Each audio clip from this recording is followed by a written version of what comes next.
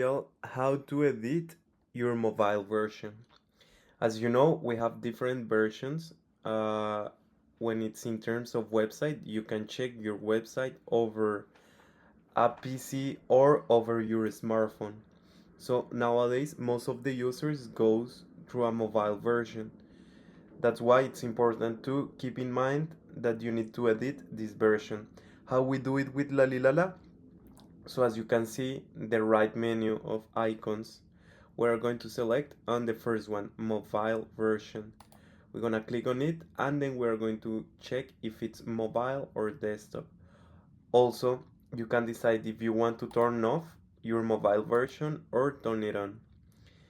As I say, it's important to keep it on because most of the users nowadays use mobile version. Check your website through mobile.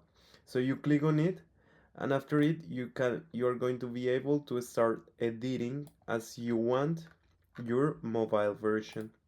It doesn't let you add components because you just can add it from the desktop version, even though you are able to move or make it a little bit nicer your mobile version. That's how you can edit your mobile version on Lalilala.